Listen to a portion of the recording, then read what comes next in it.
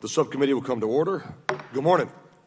The subcommittee is meeting today to review issues impacting the U.S. merchant marine, the important role it plays in our economy and national security, and ways we can work together to strengthen and expand the merchant marine. The U.S. maritime industry currently employs more than 260,000 Americans, providing nearly $29 billion in annual wages. There are more than 40,000 commercial vessels currently flying the American flag.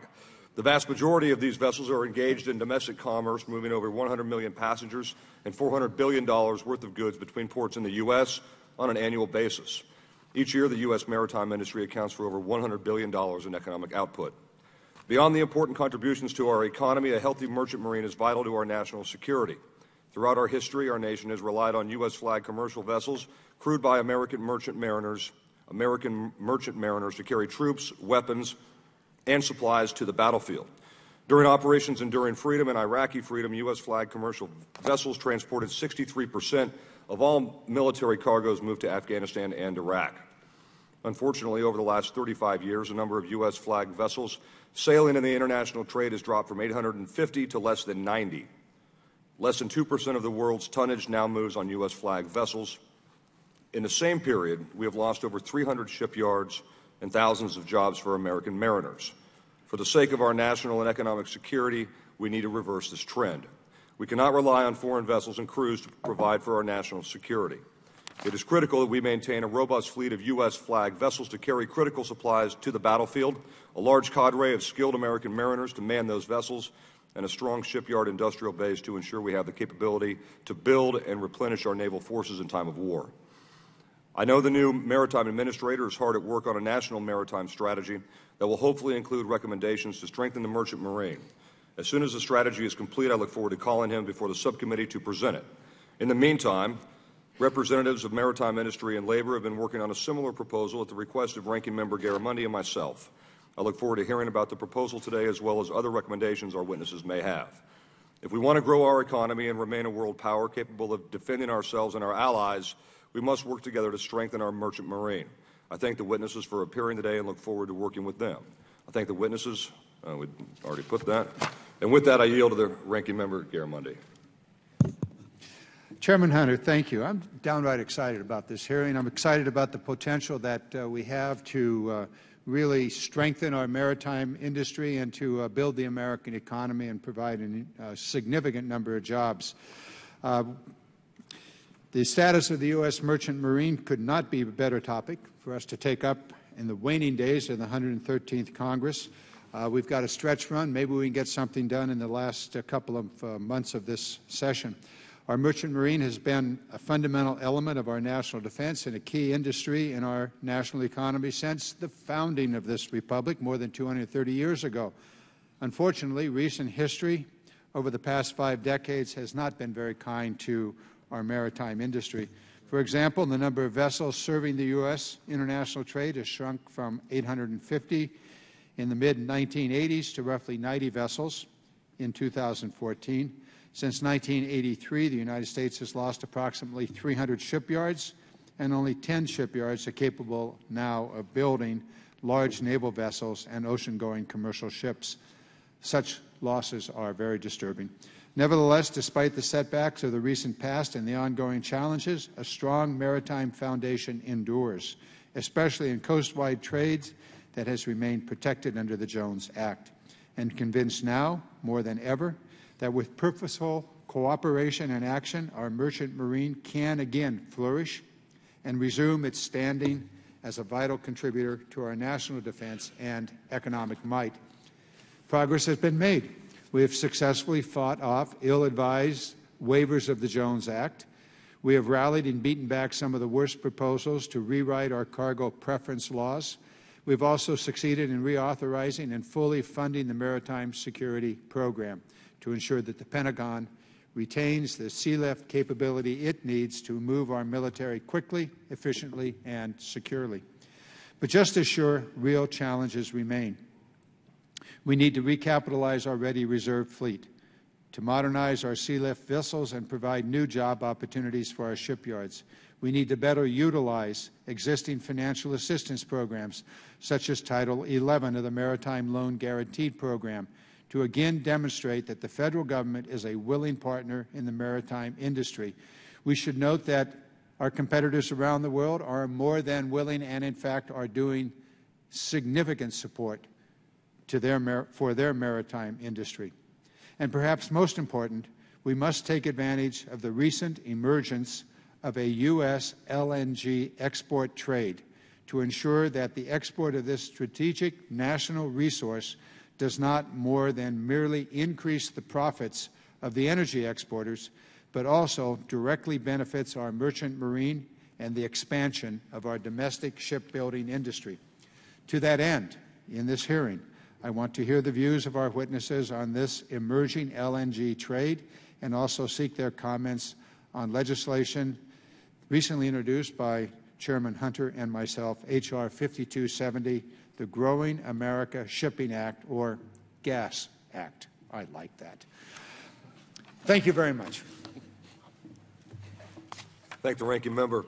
Our witnesses today are Mr. Mark Tabbitt, Chairman of Saltchuk Resources on behalf of the American Maritime Partnership, Mr. Niels Johnson, Chairman of Central Gulf Lines on behalf of USA Maritime, Captain Don Marcus, President of the Masters, Mates, and Pilots on behalf of Maritime Labor, and Mr. Matthew Paxton, President of the Shipbuilders Council of America. Mr. Tabbitt, you're recognized for your statement. Good morning, Chairman Hunter, Ranking Member Garamendi, and members of this subcommittee. My name is Mark Tabbitt, and I am here today on behalf of the American Maritime Partnership. We represent all segments of our industry, shipping companies, ship construction and repair yards, and our industry's skilled workforce. I'm also the chairman of the board of Saltchuk, which is a family of transportation companies. We employ 7,500 people and have operations in the United States stretching from the U.S. Virgin Islands to Barrow, Alaska. In our domestic shipping operations, we currently carry 1/3 of all general cargo that moves to Alaska, and about 30% of all general cargo carried to Puerto Rico. In Hawaii, we provide a lifeline to the islands by transporting significant amounts of general cargo moving on the water between the islands. We are a privately owned, second-generation family business. My testimony today comes on behalf of the American domestic maritime industry, that is, the shipping industry that operates exclusively between points within the United States. Of the total U.S. flagged fleet, the overwhelming majority operates within the Jones Act, the business of transporting cargo by water from one U.S. port to another. I want to thank this subcommittee for its consistent support of the Jones Act. Certainty in government policy is the principal and critical ingredient in the success of the domestic maritime industry. Without it, the investment picture and growth profile I'm about to describe could not take place. I also want to thank you, Chairman Hunter and Representative Garamendi, for your leadership exploring ways to expand the U.S. fleet in all trades. I'm happy to report that this industry is experiencing an extraordinary renaissance. Our industry is investing billions to construct new, state-of-the-art vessels in shipyards across the land and serving our customers with modern, fuel, and cost-efficient vessels. The largest sector of our domestic marine transportation industry supports our energy infrastructure with the movement of crude, refined petroleum products, and chemicals. This sector has seen dramatic growth as a result of the shale oil revolution. But the growth is not limited to the energy sector. Our company and others like us are building large, modern container ships to serve the non-contiguous areas of the United States. I have provided much more detail about these ships in my written testimony. We are seeing growth in the offshore supply business as the Gulf of Mexico oil industry rebounds. The inland trades remain strong. We have inland shipyards that are building and launching an average of one new barge every single day of the year. My written testimony includes a long list of large vessels under construction and under contract to be built in the future. I would add that these vessels feature cutting-edge technologies like engines that will burn natural gas as a fuel, breaking new ground not only in the United States but also as the first of their kind in the world. This is American ingenuity at its best. In fact, while we have the best trained maritime workforce in the world, our industry is growing so fast that at times it has been difficult to hire all the skilled personnel that we need. To help address that situation, our industry recently launched a major initiative to hire veterans for jobs and the domestic maritime industry. We had 400 veterans at our Military to Maritime Job Fair last week in Houston, and a similar number attended earlier this year at an event in Jacksonville. Our industry has always hired veterans, especially from the sea services, but we are ramping up that effort today. We love hiring veterans. This spike in commercial vessel construction is coming at a time when military ship construction in the United States is sharply declining due to deep federal budget cuts. As such, the expansion in commercial work helps keep shipyards operating and the technical expertise fully subscribed. Shipbuilding is critical to our nation's defense industrial base, and commercial vessel construction has helped fill the gaps caused by the cutbacks in military ship construction. It's a very good time to be a part of our industry. Our industry's contributions to Americans' economic, national, and homeland security have never been greater. We deeply appreciate the subcommittee's support for the Jones Act, and we thank you for understanding the need for certainty in legal and regulatory framework that is the foundation of our industry. Thank you. Thank you. Mr. Johnson. Thank you, Mr. Chairman. I am Niels M. Johnson, Chairman of Central Gulf Lines and Waterman Steamship Corporation, U.S.-owned Section 2 citizen companies that, together with their affiliates, operate 16 U.S. commercial vessels. I am testifying on behalf... Would you mind pulling the mic a little bit closer? You can move the whole thing over. Thank you. I am testifying today on behalf of USA Maritime and its member companies, a coalition representing all the privately owned U.S. flag ocean-going vessels operating in foreign trade. I will highlight the pressing challenges confronting the merchant marine and suggest ways in which Congress and the administration can provide much-needed support to our industry. Mr. Chairman, the Congress and the administration have to answer a simple question.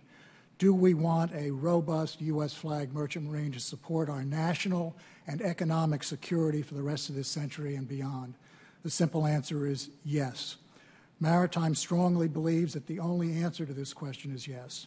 To achieve this objective, the federal government must act quickly to develop a comprehensive national maritime strategy, absent which we fear the decline of our industry will only accelerate.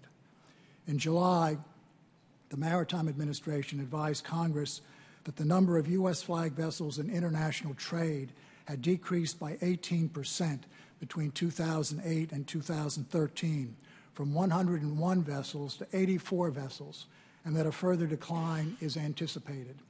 This has been caused by a sharp decline in military cargo, food aid, and other government cargoes moving on U.S. flag vessels.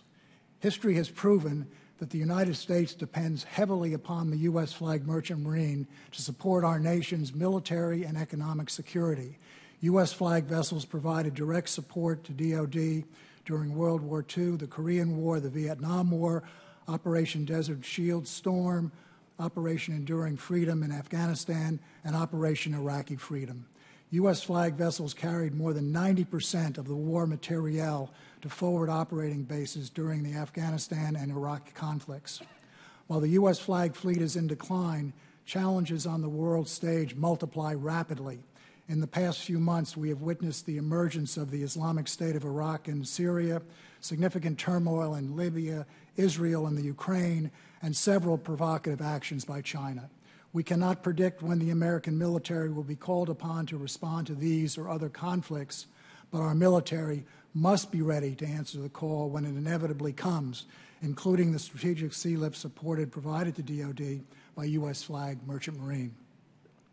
We are pleased to recommend several specific initiatives that can lay the foundation for a new maritime strategy. First, a strong, fully funded maritime security program must be a key component of any future maritime policy. MSP provides a privately owned U.S. flag fleet of 60 militarily useful commercial vessels to support the sustainment of U.S. forces throughout the world. Under this program, U.S. carriers commit their vessels and their global logistics networks of ports, rail, trucking, and infrastructure to support American troops and to maintain America's readiness. The capital cost to DoD to replicate this fleet would be $13 billion, and it would cost another $52 billion to replicate the worldwide intermodal system that has been developed by the MSP participants. In 2012, the Congress reaffirmed its support for the MSP by reauthorizing this program through 2025. In this FY215 budget, the President requested fully authorized annual amount of $186 million for MSP. While the Senate recommended funding at this MSP level, the House bill unfortunately recommended only $166 million, a $20 million cut that, if enacted, would undoubtedly result in a reduction of the MSP fleet and a further decline in the U.S. Merchant Marine. So our most immediate request is for Congress, and we know this is in process, to fully fund the MSP in FY 2015 at the authorized level of $186 million.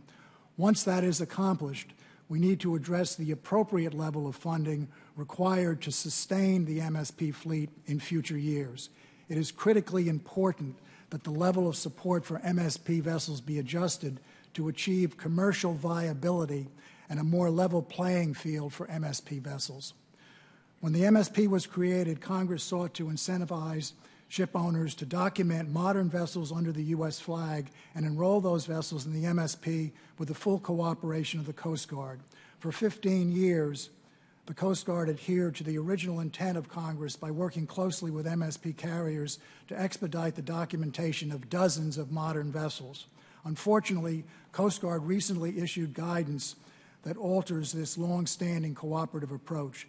NAVIC 013 requires vessels entering the MSP to comply with more costly standards that exceed international standards routinely accepted by the Coast Guard. USA Maritime urges this subcommittee to request the Coast Guard to revoke this NAVIC and return to the prior practice that has worked so effectively since the inception of the MSP. In addition to MSP, it is critically important for U.S. flag vessels to have access to a broad array of government cargo. We strongly support cargo preference requirements for the transportation of government-impelled cargo. The three most important cargo preference statutes are the Cargo Preference Act of 2004, the Public Resolution 17, and the Cargo Preference Act of 54, requiring that at least 50% of all government cargoes and 75% of all food aid cargoes be transported on United States flag vessels. Unfortunately, the food aid percentage was reduced in 2012 from 75 to 50%, which very negatively impacts the U.S. flag fleet.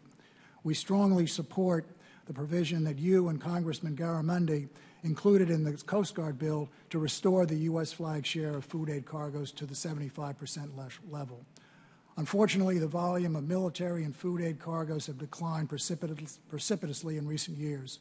This dwindling cargo base has put pressure on MSP carriers and will lead to additional shrinkage of U.S. flag fleet unless action is taken by Congress to address insufficient MSP funding levels and otherwise assist in increasing the available pool of government cargoes for U.S. flag vessels. We urge MARAD to redouble its efforts to enforce the cargo preference laws and ensure that all federal agencies comply with all such requirements. Mr. Chairman, we support the additional cargo preference enforcement language that your subcommittee has included in the Coast Guard bill that again clarifies that MARAD has the responsibility to determine if a federal program is subject to cargo preference. Another challenge for U.S. flag carriers is that numerous countries continue to erect barriers that exclude or limit the ability of U.S. flag vessels to access those markets. A new maritime strategy should include provisions designed to eliminate unfair, anti-competitive practices of our trading partners. We are ready to work with all facets of the federal government, particularly the trade representative, in a sustained effort to eliminate those barriers wherever they exist. In conclusion, Mr. Chairman, the state of the U.S. merchant marine is precarious. Our industry is in the midst of a perfect storm, dwindling U.S. military cargoes, a precipitous drop in food aid cargoes, escalating costs and regulations from the Coast Guard and other agencies, and intense low-cost foreign competition. A national maritime strategy that addresses these issues in a comprehensive way must be developed immediately. It must preserve and enhance maritime security program, reinforce and expand existing U.S. flag cargo preference requirements, and strengthen commercial opportunities for U.S. flag vessels with our trading partners. Thank you, Mr. Chairman. Thank you, Captain Marcus. Thank you, Chairman Hunter, Ranking Member Garamendi, and members of the subcommittee. I'm Don Marcus, President of the International Organization of Masters, Mates, and Pilots, and a professional mariner, having been employed as third mate through master aboard U.S.-flagged commercial vessels engaged in foreign trade. I am speaking on behalf of Masters, Mates, and Pilots, the American Maritime Officers, the Marine Engineers Beneficial Association, the Marine Firemen's Union, the Sailors Union of the Pacific, and Seafarers International Union. Our organizations represent the men and women who supply our military overseas. We also ensure that the seaborne trade that our economy depends upon is not carried exclusively in the hands of foreign vessels with foreign crews. In peace and war is a motto of the U.S. Merchant Marine. The critical need for our industry has been recognized in every conflict during our nation's history.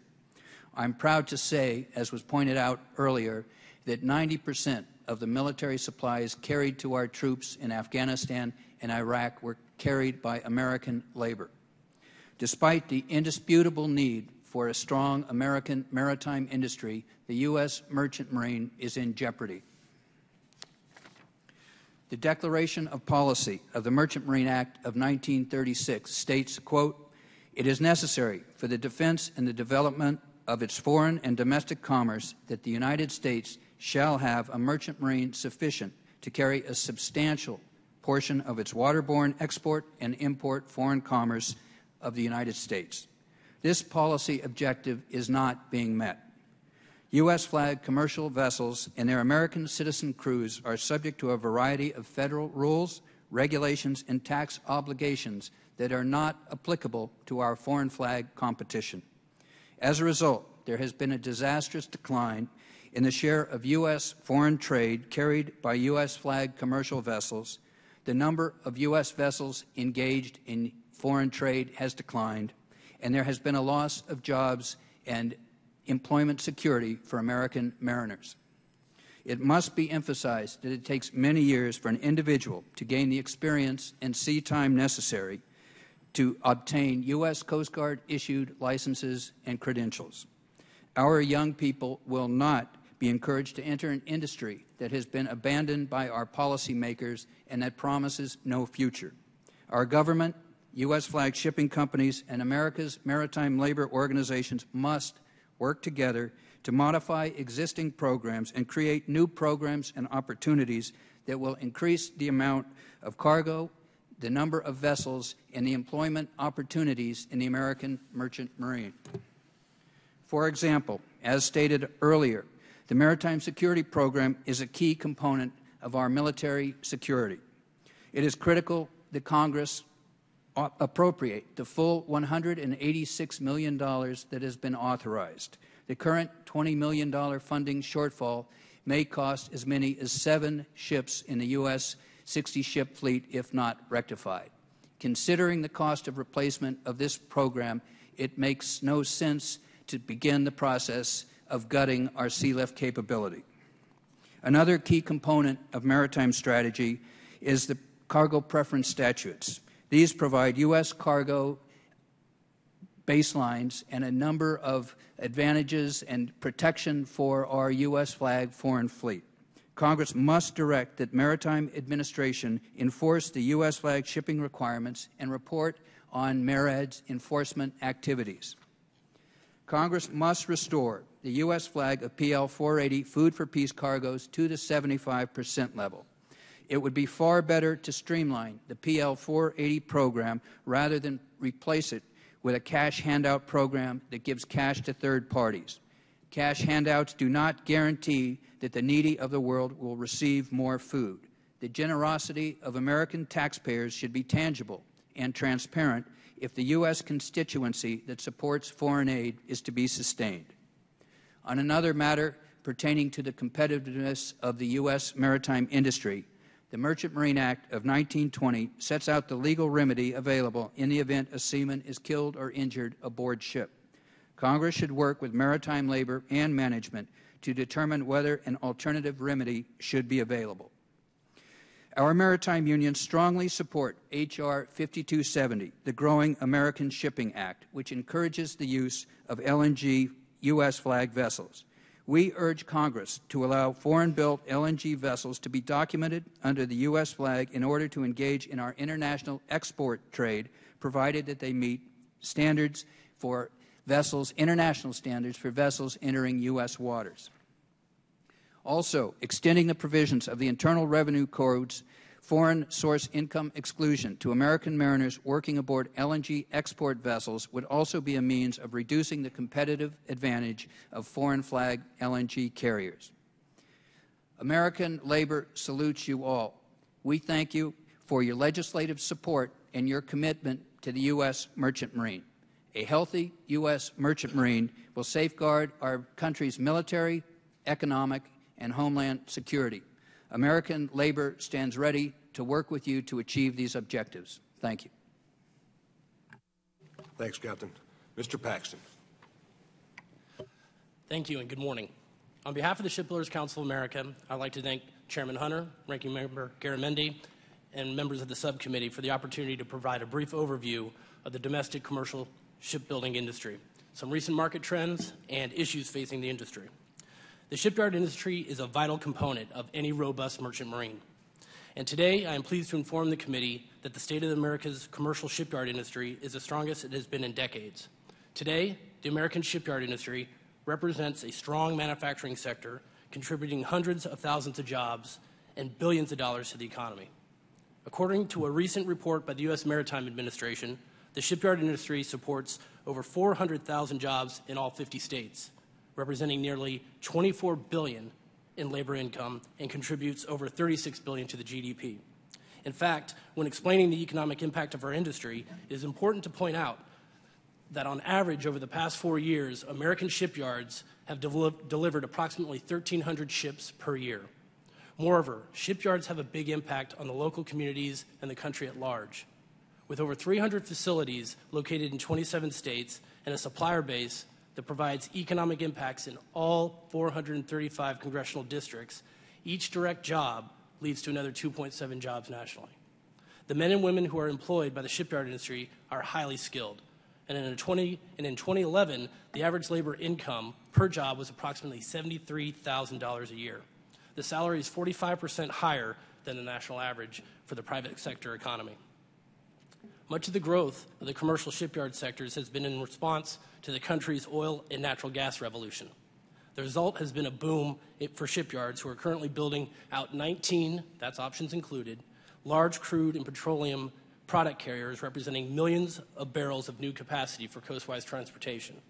At the same time, U.S. shipyards currently have 7, including options, large container ships on order to serve the non-contiguous trades.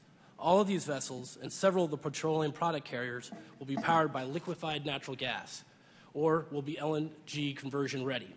In fact, the world's first LNG-powered container ships are going to be built out in San Diego at General Dynamics NASSCO, which is a huge feather in the cap of the shipyard industry. Shipbuilding and ship repair associated with the offshore oil and gas sector in the Gulf of Mexico is equally important. With roughly 4,000 offshore oil and gas platforms in the Gulf of Mexico, there has been steady shipbuilding and repair contracts for this sector for many years now.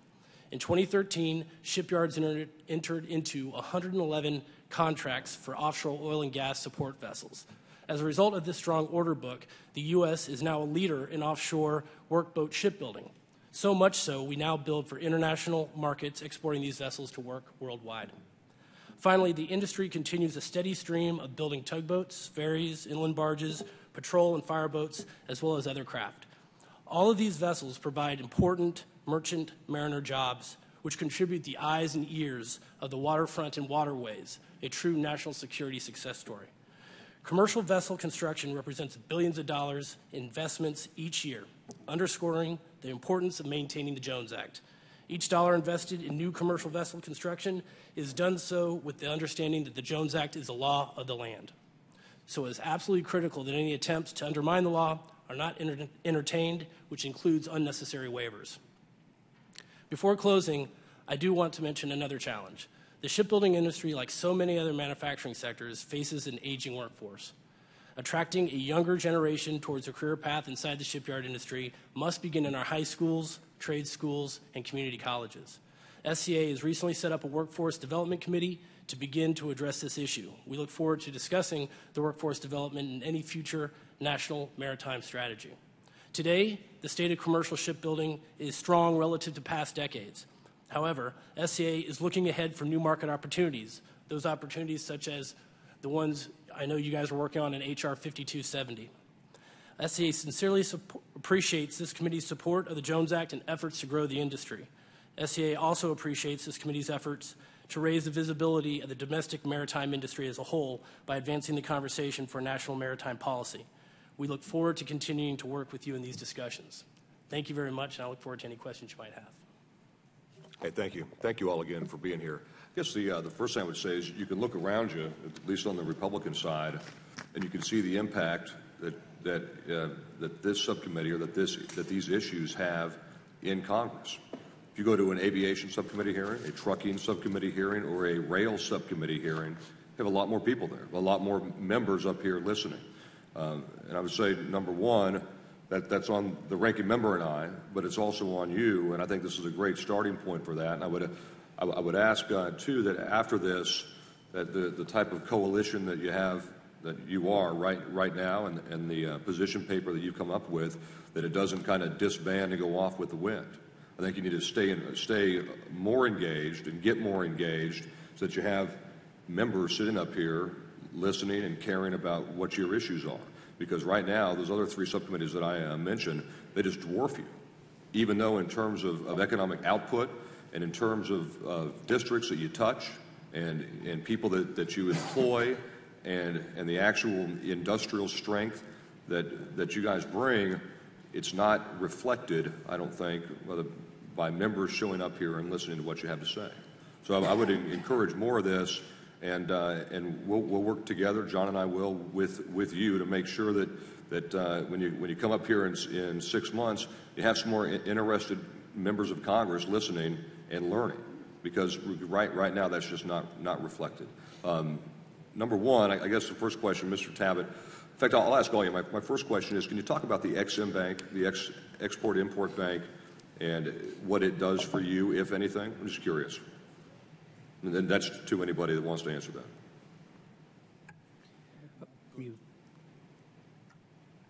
The Export-Import Bank is very important to international trading U.S. flag vessels because it provides a cargo base that is required by EXIM Bank regulations. So if the EXIM Bank goes away, that will be a further degradation of the cargo base that I referred to in my remarks that's so critical. And you will see, unfortunately, you will see vessels moving out of U.S. flag if that happens. I can't tell you how many it would be at this point because it depends on the cargo base ultimately. But it's an extremely critical issue to the U.S. flag merchant marine. Yes, Mr. Chairman, I'd just like to follow up on Mr. Johnson and reiterate that the EXIM Bank is important. Some 50% of the EXIM Bank exports go aboard U.S. flag vessels, project cargo being a big component of that. Our particular organization, Masters, Mates, and Pilots, has at least 2 ships running right now that are dependent on project cargo, one of which is with Waterman Central Gulf.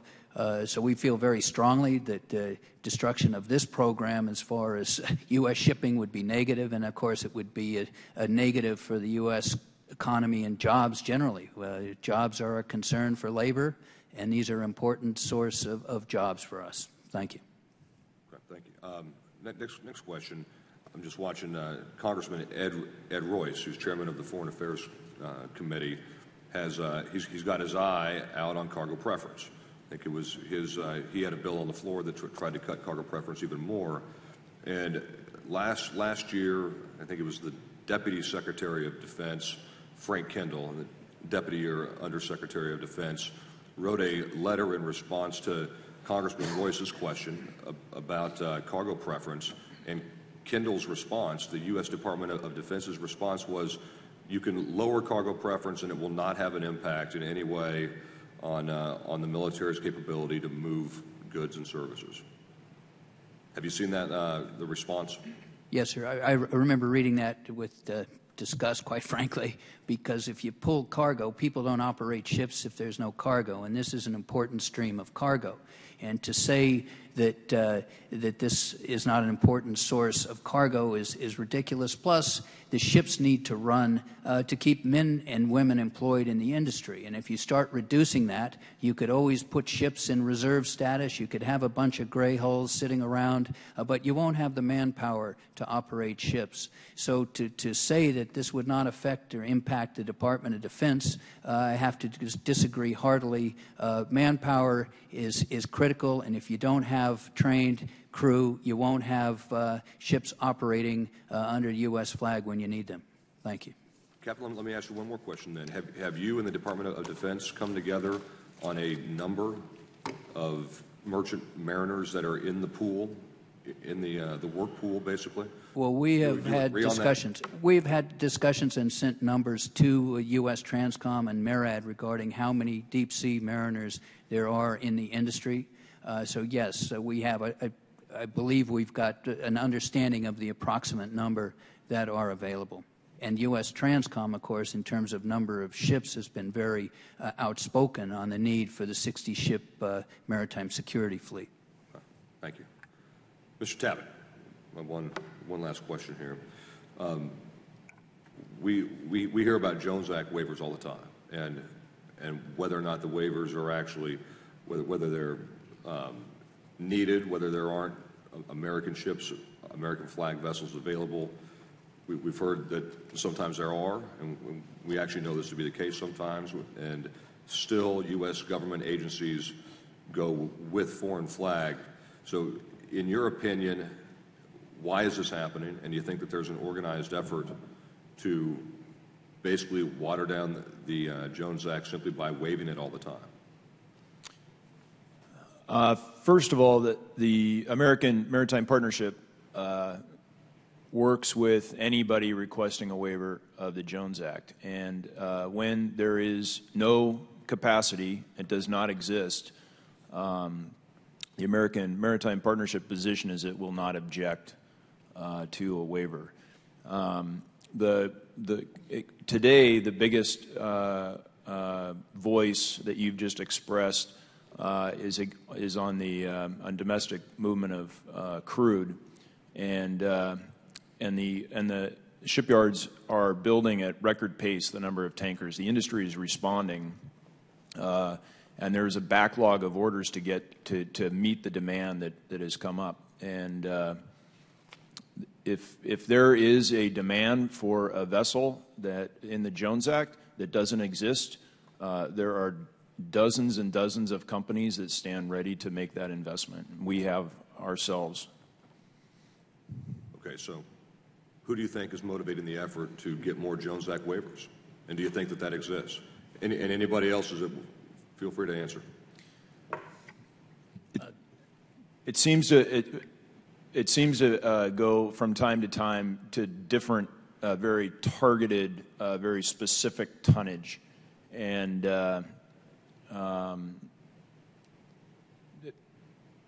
I don't think it's an organized effort between all those. I think they're disconnected.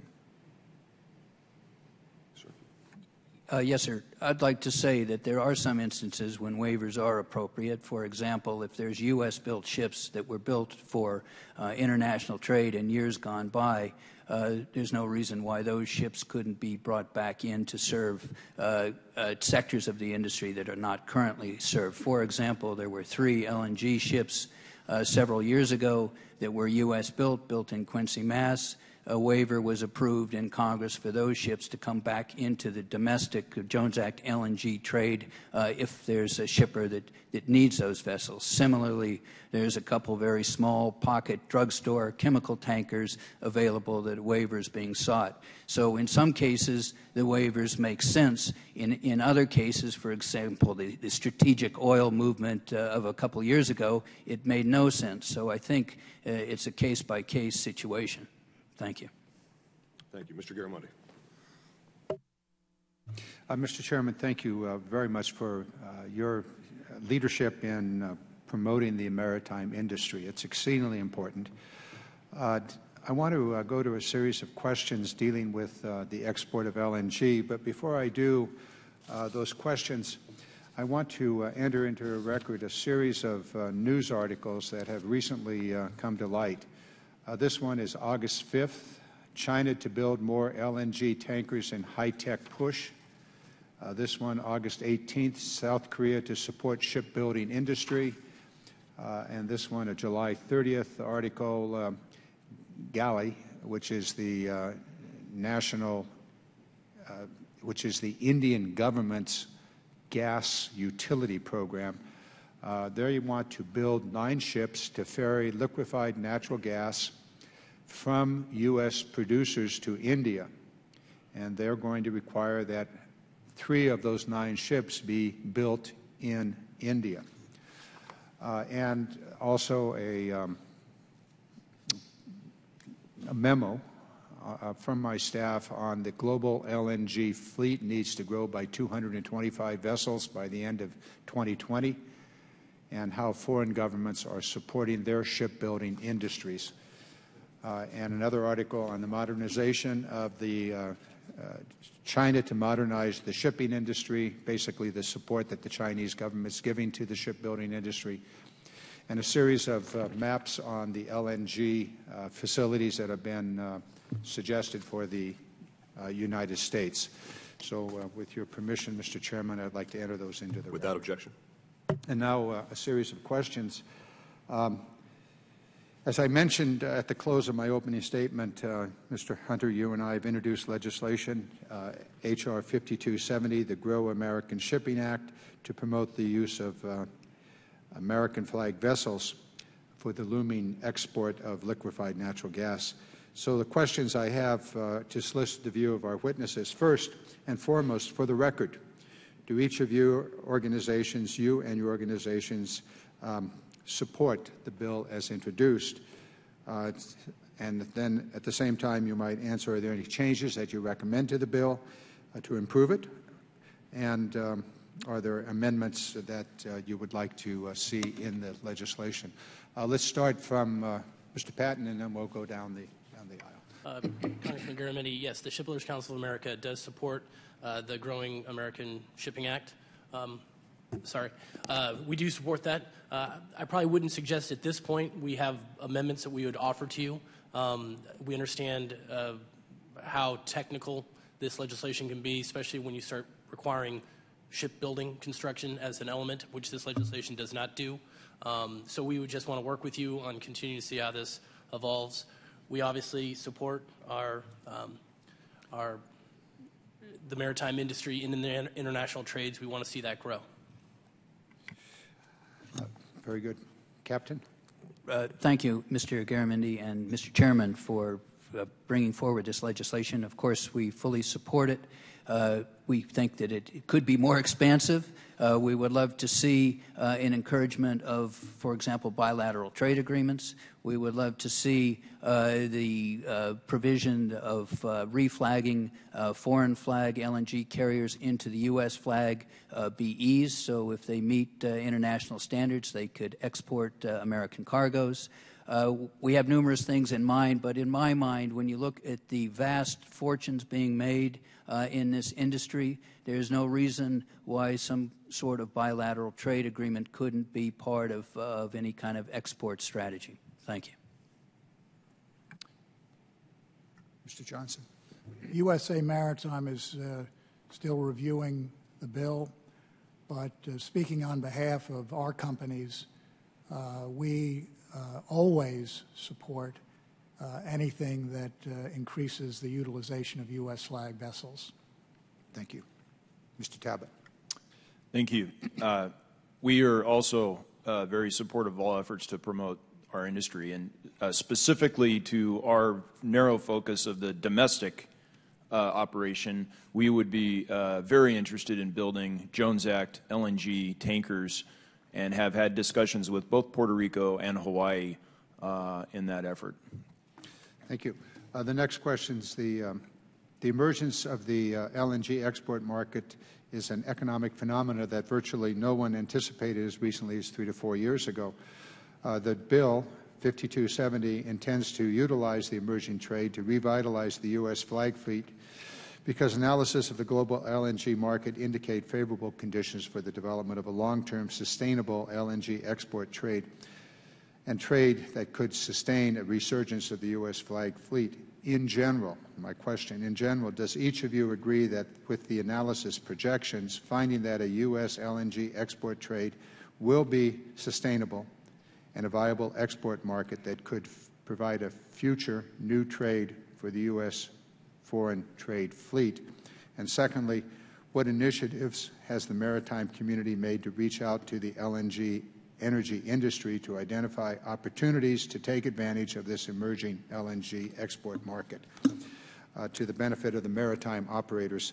I think you've answered this in part, Mr. Talbot. If you'd like to expand and just take it from there. It makes sense for any a place that's off the grid to participate in the LNG to go from heavy oil to burning LNG, and we stand ready. And if we find the right customer, then that we will build and be a part of that. And we're working very closely with the industry and supply of our vessels for liquid natural gas, both in the Pacific Northwest for the Alaska operation and the supply down in Florida for our Puerto Rican operation. Thank you. Any comments from the yes, Mr. Garamendi. With Masters, Mates, and Pilots, and I think every other union in this room, we've all made various efforts to reach out and place some of our members aboard LNGs. I know there are a handful of American officers working aboard foreign flag LNGs, and certainly it's the interest of the U.S. Merchant Marine to build a pool of American mariners working on U.S. flag vessels. We believe that it is sustainable. In the case of Masters, Mates, and Pilots, we've worked closely with the Marine engineers on some projects, and we know the other unions have as well. So we're enthusiastic about it. We see a future for it, and we hope to continue to get the support of this subcommittee. Thank you. Mr. Paxton? Yes, sir. The SCA participated in the American Gas Association Policy Summit, where we are really highlighting the growing use of LNG as a marine fuel. And so we have been talking to a lot of the industry that's going to be producing this, and the fact that we will be a sector that will be using it, and that's for domestic use, of course. But per your legislation, any signals that the government, the Congress can send to industry that they're serious about this new energy being a national security imperative, being something that is so crucial to our industry that they're going to require some level of U.S. Manning or U.S. building, those signals are absolutely wonderful for purposes of establishing the market and the cargoes. So we appreciate that. Mr. Chairman, I'm significantly over my time. I have two other questions, one of which I will just ask for the record in written response from the witnesses, but one I would, if your acquiescence, put before the witnesses. Sure. Thank you. We'll probably have time if you want to go to Ms. Hahn, then back to you again. Let's do that. Okay. Ms. Hahn, you're recognized. Thank you, Mr. Chairman. Ranking Member Garamendi.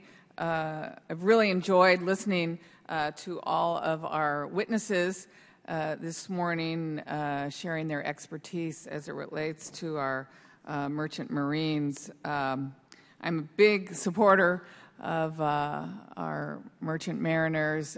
Every May 22nd, National Maritime Day, if I'm not here, I am attending the memorial service in San Pedro, where we are one of the few communities that has a Merchant Marine Veterans Memorial right along Harbor Boulevard. So I am a big supporter. Unfortunately, it's still true that our merchant mariners who served this country in World War II were not considered veterans and therefore have never received veteran benefits. Last year, I introduced H.R. 1936, the Honoring Our World War II Merchant Mariners Act of 2013. This bill, which has been introduced a couple of times, would provide a modest $1,000 monthly benefit, $1,000 monthly benefit to the nearly 10,000 surviving World War II mariners. I know that that bill is not in the jurisdiction of this committee, but the Veterans Committee is currently not considering it, and I would like to see our subcommittee encourage them to take this bill up, and maybe we don't have much time left, but both in Congress, and we don't have much time left with our merchant mariners. Many of them are in their 80s. We're losing them every single day. I think it would be fitting and proper and honor for this country to finally honor the World War II merchant mariners who, by the way, lost more merchant mariners were lost in World War II than any other branch of the military. So I think it's time that we honor them. I think it's a meager amount, and I would hope this Congress or maybe next Congress would finally honor them. So I appreciate this hearing. I think just listening to you, we've already, I think, realized more and more how important our merchant mariners are to this country and what they mean to the fabric of industry and commerce, as well as internationally the help that we give through Food for Peace. Mr. Paxton, I appreciate you bringing up General Dynamics. I was able to tour General Dynamics in San Diego, and I learned a lot about the shipbuilding industry in Southern California, and much more needs to be done, I think, in this industry. And you're absolutely right. Shipbuilding, that is a great career. I mean, those are great skills. Ironworkers and electricians, and I mean, these are good skills. These are skills to pay bills that a lot of our young people could really benefit from. And I would love to see this begun to start in our high schools and our community colleges. These are the kind of vocational classes that are so important. What a great career to be building ships in this country. Captain Marcus, you talked, as well as Mr. Johnson, about Food for Peace, and I'd like to kind of focus on that a little bit. What a great program. Since 1954, it's played such a critical role in times of crisis by providing emergency food assistance as well as money. It's critical to supporting employment among our U.S. farmers and our merchant mariners. With the typhoon in the Philippines in 2013, Food for Peace was right there, was able to provide $20 million in food aid, rice, emergency food bars to the devastated region, and helped to connect both our UN and private aid to the devastated islands. I worked hard to support this program. I wrote a letter to the House Appropriators requesting that they fully fund Food for Peace by adding $800 million to the program. In addition, last year I worked really hard on the House floor to defeat an amendment that was on the floor that would reduce its funding. Fortunately, this year, President proposed reducing the budget for Food for Peace by cutting 26% from the 2015 budget. Can you talk again to us on what you think the impact of reducing funding for this program or changing how it operates would be on your industry? How would such a cut affect the amount of food that would be able to be transported in times of emergency? Just a brief comment first. The action that was taken in reducing the percentage participation that I mentioned in my remarks has already resulted in a cargo loss that exceeds the 25% reduction. And it just shows you, if that continues to happen, the cargo base will go away for a very important constituency of the U.S. flag fleet. So it has to be maintained. Otherwise, we lose more vessels, and as Captain Marcus was talking about, we lose jobs for the mariners. Yes, Ms. Hunt, I would just reiterate that in order for companies like Waterman, Central Gulf, and the major carriers, the American carriers, to have faith in maintaining their ships in U.S. flag, they need to have a reliable stream of cargo. And this provides a reliable stream of cargo, and not only on bulk carriers, but also on containerized cargo. And it's critical that in times when we have a drawdown, such as now, where the military cargo is less because of the drawdowns on Afghanistan and Iraq, we've got a reliable stream of cargo to help keep our ships afloat. If they're not carrying cargo, they're not making money, and the carriers will lay up ships or they'll reflag ships to foreign flag. It's as simple as that. So thank you. Thank you. I know my time's up, but I know there's a thought process here that we would do better to give our money, our foreign aid, directly to the country and help support their agriculture and their farmers. And yet, when you look at the Philippines typhoon, the place was destroyed, and it wouldn't have made any sense to try to give money to use their own agriculture and their farms. The place was destroyed, and if it had not been for Food for Peace bringing that emergency money and agriculture in, many more lives would have been lost. If I might just add one thing, I mean, on that particular point, in our belief, there's been a lot of cynicism and a mistruth spread around. There was something put out by USAID that the cost differential was some $78 million, when in fact it's closer to about $7 million. And the differential, in our view, this debate has taken on a life of its own, and there's more fact or more mistruth than fact in it.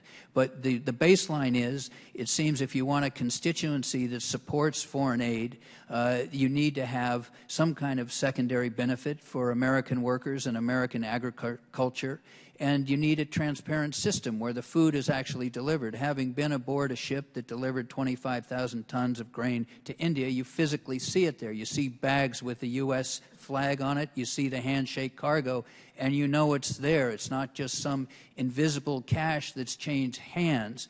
And, of course, it's somewhat absurd to think that you would be buying local produce. If that was the case, people wouldn't be starving in the first place. So there seems to be kind of a logical and a factual disconnect in this whole argument.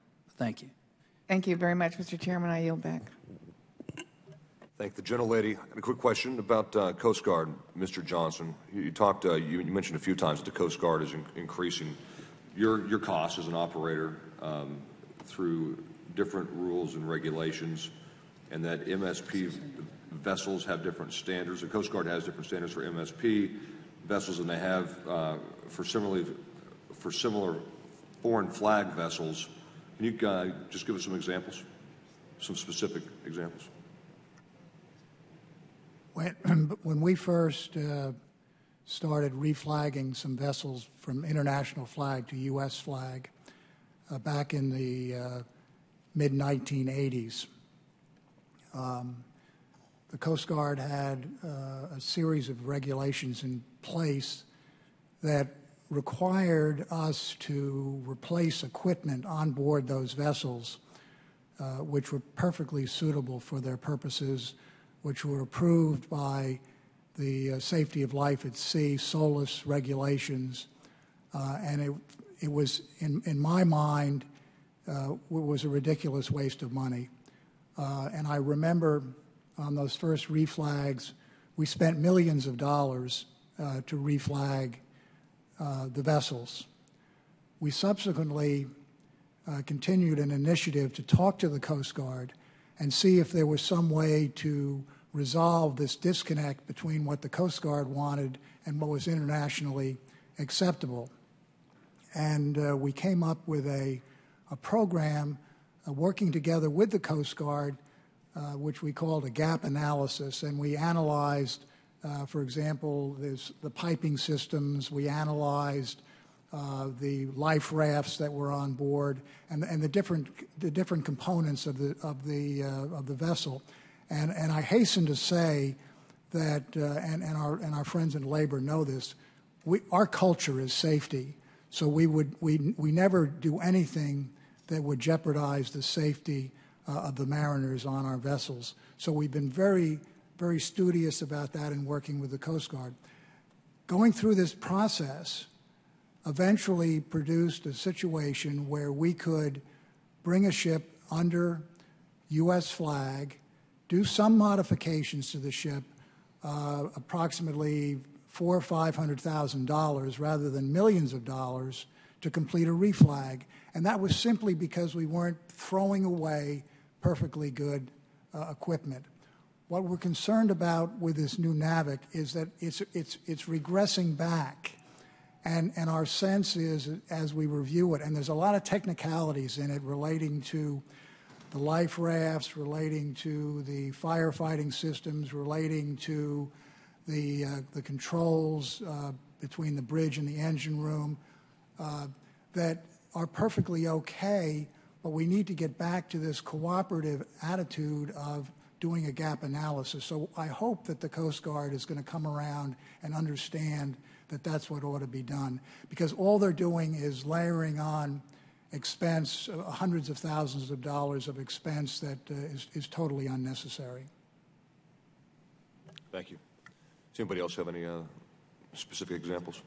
Well, this is less a specific example than just sort of an observation. Having a delegation from labor that participates in IMO proceedings and knowing full well that the U.S. Coast Guard has full voice with the U.S. delegation at all of these IMO Maritime Safety Committee meetings and setting the standards, the international standards. The whole purpose of these international conventions is to have some kind of uniformity and to be part of the rulemaking process internationally, and then come back when we had the understanding that the international requirements would be what's necessary to reflag a vessel, and then sort of ignore those international agreements and impose your own agreements that do not enhance safety but increase cost. In our view, it just doesn't make sense. Thank you. Thank you. Mr. Garamendi is recognized again. Thank you very much, Mr. Chairman. Let me find my place here. I was anxiously listening to what was being said about the Coast Guard and the rulemaking and the like. The next questions really deal with the capacity of the American shipbuilding industry to produce LNG tankers.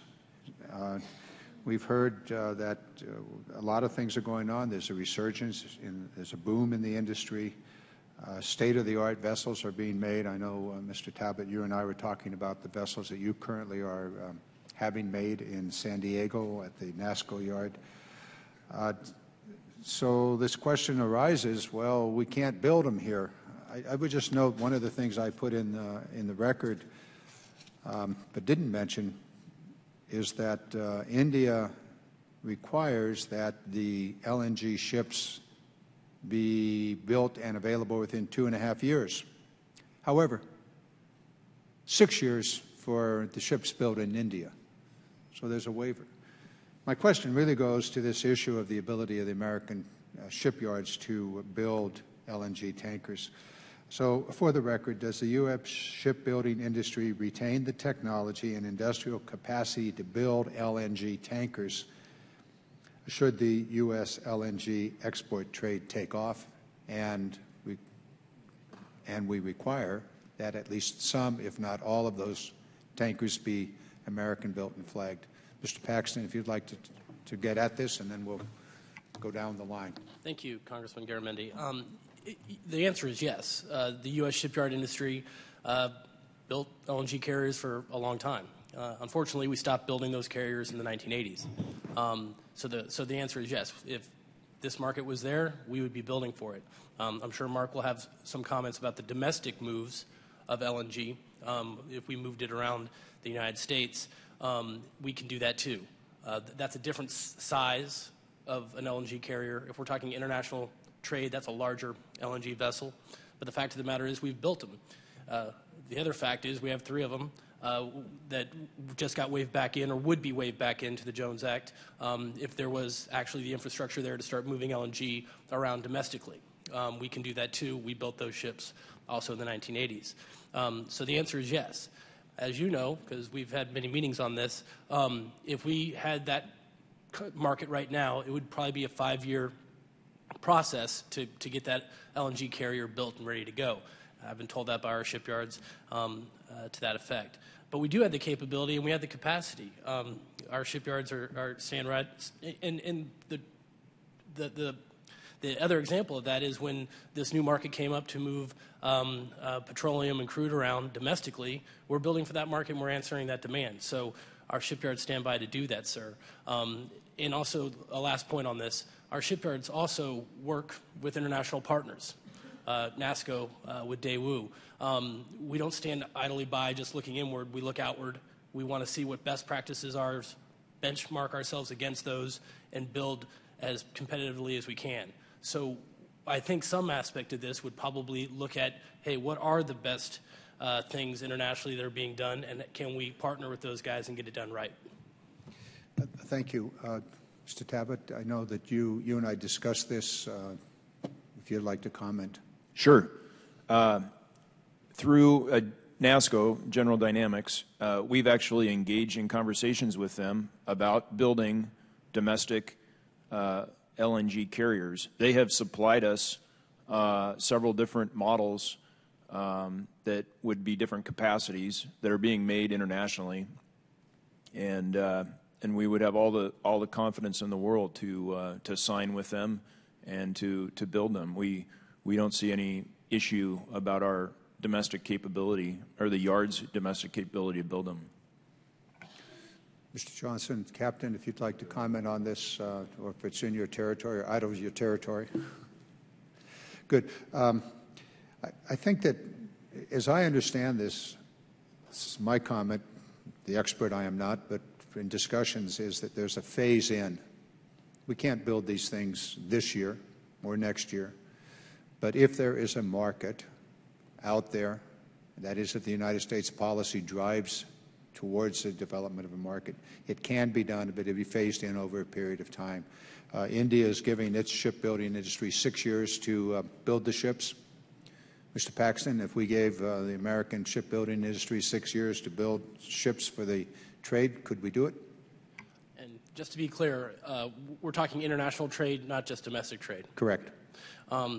And with that, as we've discussed in the past, any international requirements would have to just make sure we get by any treaty obligations we have, GATT implications, and we would be very careful of that because we don't want to take down the build requirement that is exempt under GATT. But if that was all done through some type of national security imperative, my shipyards have told me it would be a 5-year process by which they could, from contract to delivery, to do it. But there's many steps in that process to make sure we do it legally and we do it under our trade obligations, sir. A very, very good point. The final comment that I'll make on this is that India is going to buy American gas, LNG. India is requiring that gas be shipped, at least a third of the ships be Indian built. It seems to me that we could have a trade agreement with India that would say, terrific, how about the second third being American ships? Now we have an agreement. We're not violating any trade agreement. We're not writing any law. We're simply good negotiators. I think we can get at that issue in this way without the trade laws. The second point is the Trans-Pacific Partnership trade agreement is in discussion. We need to be very, very careful and very watchful that we're not giving away, negotiating away, a strategic American asset, LNG, and the shipbuilding that could go with that.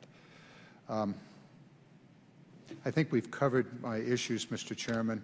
I have two questions that I'd present to the witnesses in writing, and that'll complete my time.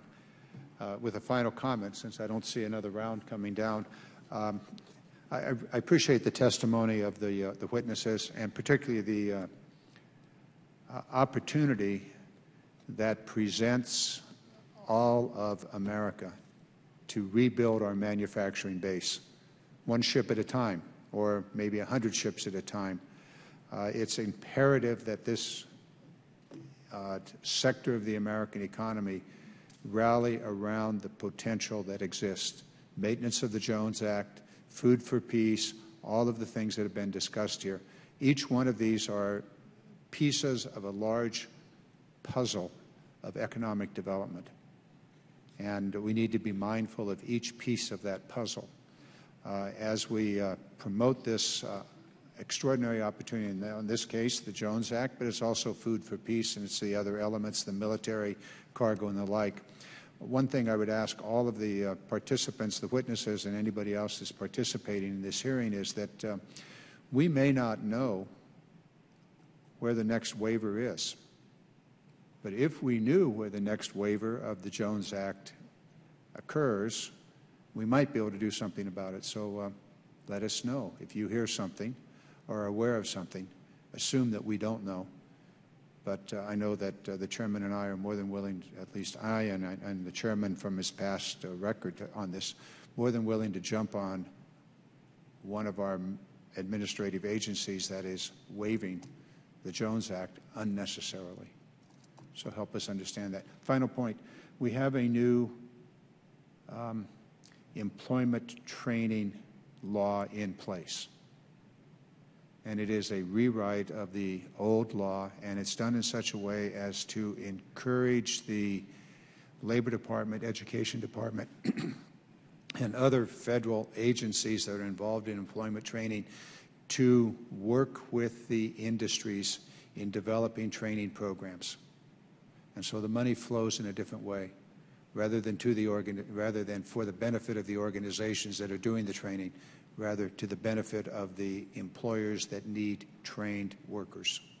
And so for this industry, wherever you happen to be, keep that in mind, and it should help address some of the concerns that were expressed here in the committee hearing. Mr. Chairman, thank you very, very much for conducting this hearing. Thank the ranking member for his points and discussion here, and thanks to all of you too. This is a great industry, and I think we're doing God's work in this committee by, like Mr. Garamendi said, strengthening our industrial base, our ability to build ships, our ability to work with steel, and not become one of these bygone countries that used to rule the oceans 50 years ago and they can't even build an aircraft carrier anymore. I think we know what country we're talking about. And it's sad. Go ahead, name names. Poor Great Britain. It's not going to be so great anymore. It's going to be Little Britain if the Scots get their way. But this is important. This is as important as anything else that this whole committee does, the Transportation Committee. And we'll keep working. We'll keep growing. And we need to make sure that we have these seats filled with other members that need to at the least learn about your industry, about what you do, about what's important, and how we can make you grow and make you stronger, not just for yourselves, but for the American people and our strength. Oh, I almost gavelled. Does this mean I can't go now? Sorry. The gentleman's recognized. Thank you very much, Mr. Chairman. I apologize. It was in a full committee hearing. Mr. Johnson, you wrote in your testimony that in order to achieve a robust U.S.-flagged merchant marine sufficient in size and capabilities to support our national and economic security, the federal government must act quickly and decisively to preserve the long-term health and viability of this industry. Absent aggressive action to develop and implement a comprehensive national maritime strategy, we fear that the decline of our industry will only accelerate. That was your testimony. Do you believe that vessels in the U.S. flag and would that include any vessels participating in the MSP program are currently poised to leave the flag? And if so, do you have a sense of how many that might be?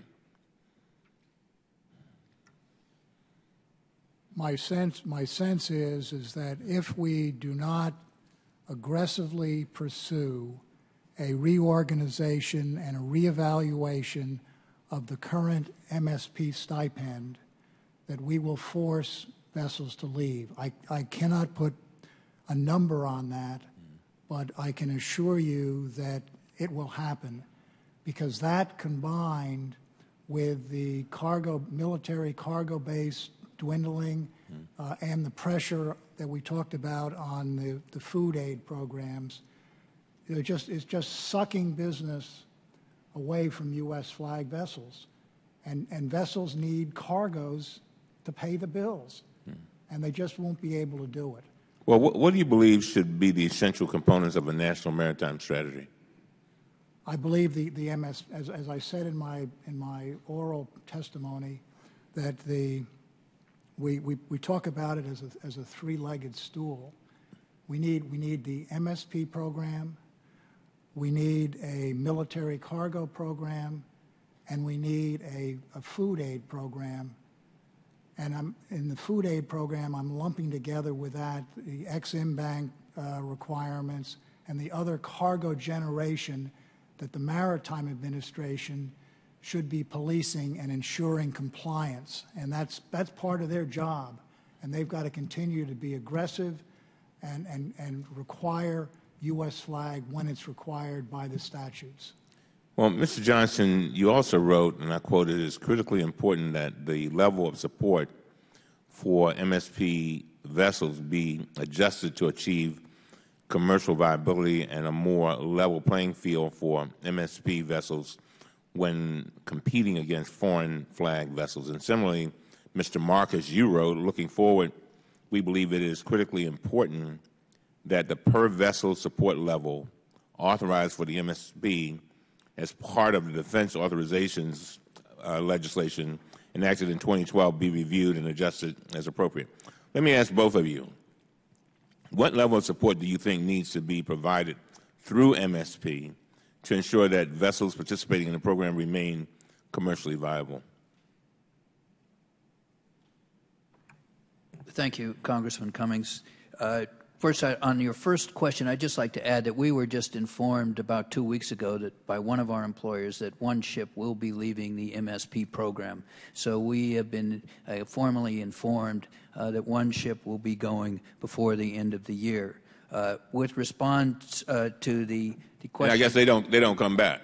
Well, we expect to meet with that company, but as far as we've been signaled that they do not intend to take this particular slot back, at least that's what they've told us at this point. All right, go ahead. But we believe that because of the level of support and the cost disadvantage that we have relative to foreign flag and flag of convenience vessels, that the authorization level called for in 2012, as soon as it's politically practical, that there be some kind of an escalation so that as time goes on, there be appropriate escalation just to keep in tune with the usual inflationary escalation of cost. So we don't have a particular number, but we believe that at some point the total number needs to be addressed if we're going to be competitive.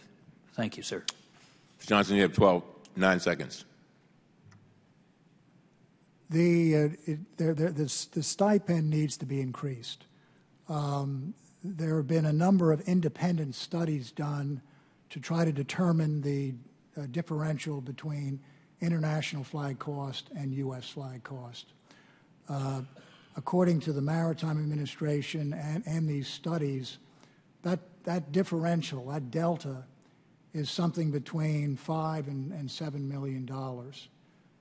That has to be kept in mind when the MSP stipend is being looked at. It's important that this be a coordinated approach to the stipend, including ongoing discussions that we have with U.S. Transcom and the Department of Defense and the Maritime Administration. But there does need to be an increase to some degree. Thank you, Mr. Chairman. Thank the gentleman, and with that, I thank the witnesses for their testimony and members for their participation. The subcommittee stands adjourned.